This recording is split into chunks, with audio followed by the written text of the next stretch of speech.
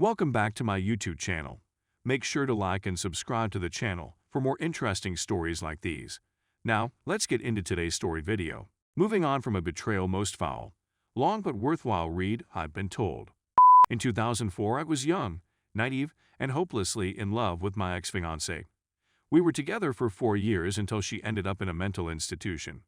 She was everything to me, and our child was much more important to me. You're most likely thinking about the next 4 years. So, I'd had enough time to move on. I'm mostly over it. But I do get a little nostalgic around significant anniversaries from that relationship, such as the day we moved in together, which was yesterday. Please accept my apologies in advance for what is likely to be a long piece. I will make every effort to keep it concise. I was in school when we met, on my way to getting a PhD, and we were shocked to learn she was expecting our child.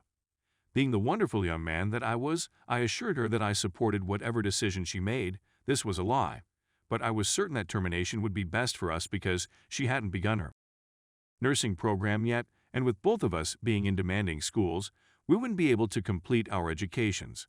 It was exhausting trying everything: reasoning, empathy, and even having my elder sister attempt to convince her to terminate the pregnancy. Hindsight, this was all not the best way to go about it. Initially, I opted to end my relationship with her as a kind of intimidation during a prolonged time of weakness. All of this occurred because my parents were unaware that I was dating, and as a young man who terrified his mother's pain and fury, I was completely out of my mind. The news is brought to my parents' attention after 7 months, and after another 3 months, I move out of my parents' house and into the home of my girlfriend. 2 months after that, our daughter is born. Our inability to succeed while maintaining our father, boyfriend, and student lifestyles was predetermined, as I have said. After 2 years of living this lifestyle, I failed to get a bachelor's degree. I tell her that she should return home and get more assistance from her mother, who lives 2 hours away, in order for us to achieve academic success. This is where I get a job to assist them out financially while I finish my studies at the university. While they were down in Florida, I made a promise to myself to pay them a visit at least once a month and on every holiday. The strangeness began to creep in while I was doing the LDR. Rumors began to go among my friends and family that she was bringing men into and out of the house on a regular basis.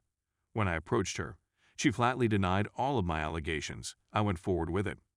Her brother alerted me that she was attending a party with a male classmate, and I was able to catch her in the act one day when she said she was at her best friend's house. Consequently, since I had the day off, I traveled down to her house and tried to wait for her there. Her mother had heard that I was coming and had gone home to shower before seeing me in. A series of occurrences identical to this one followed, and it was the following that proved to be the last straw. It's Christmas time, and our daughter is 3 years old this year. It was in February that I proposed to her, and we will be married in 3 months. I notice she's been giggling loudly in response to text messages she's received on her phone. Even if my suspicions are only modest, I'm planning on trying to get through the Christmas season and deal with it later.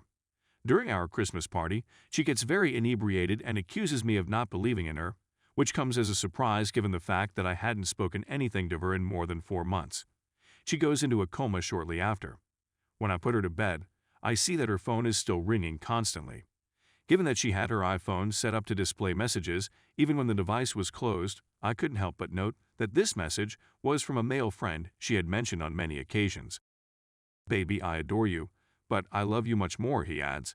My anger has reached boiling point at this time, so I attempt to channel her energy and see what results. I, as she. I, too, am missing you. Him. Would you mind telling me whether your partner is asleep yet? I'd want to come through you. He's ready to retire for the night, so you'll have approximately 40 minutes to get through. To cut a long tale short, he never arrived, and after a furious argument with her brother that same night, I discovered she was, at least, a local police officer who mistook me for her deceased son. My name is tattooed on her, and that's the narrative she would tell. I don't sleep that night, and when she comes in, I quiz her about the previous night's events. She becomes defensive when I look through her phone, but she responds, "It was all a trap to see if you would go through my phone." I didn't accept it as an answer at first, but in a foolish effort to believe everything, I finally did. Fast forward a year, and we're not married due to a last-minute gut feeling. Another horrible sensation comes over me one day as I reflect on the past, and the feeling tells me that I should find out whether my kid is biologically mine. After coercing the girlfriend into agreeing to a test, she admits that there's a possibility I'm not the father. After 3 difficult weeks, it is revealed that the kid is not mine. After much deliberation, I realize I can't take it any longer and inform her that I'll begin the process of removing myself from their life altogether. After our breakup, she asked that I not see anybody for a time, which I told her she had no right to do. But that was my plan anyway. She admits that she intends to do the same. I learned through her relatives that she is pregnant with her second kid 4 months later and marries the father of that child 3 months later.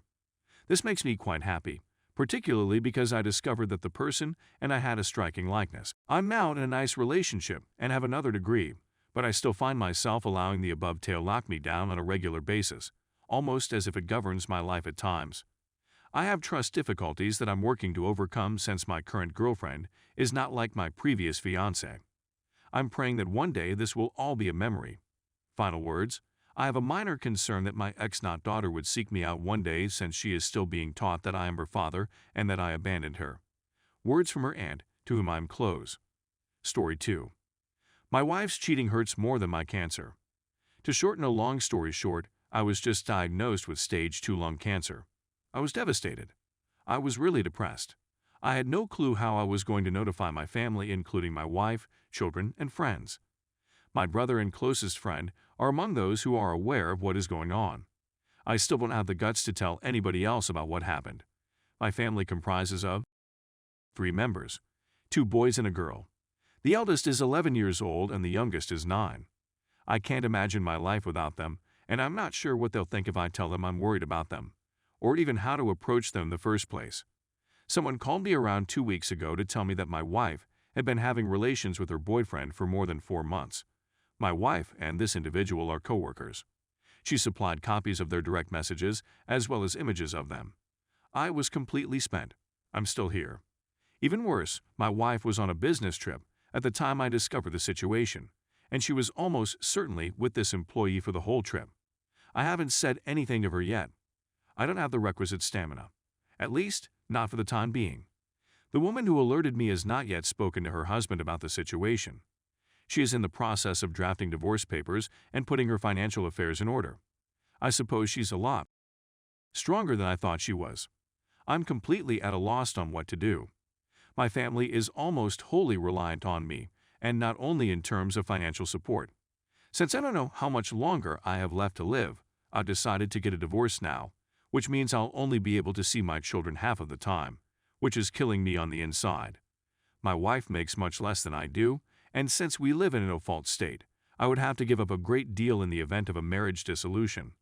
I'm now 36 years old and heading to the grave, knowing full well that the person I believed to be my soulmate never genuinely loved me. My children are the only thing I have left, and I guess I'll simply have to accept the fact that I won't be able to provide them with a normal approximation of a happy family in the little time I have remaining.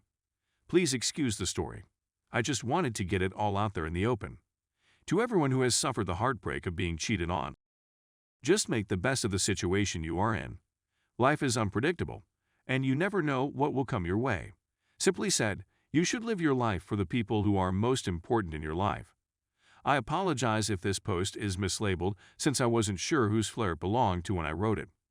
God's blessings to each and every one of you.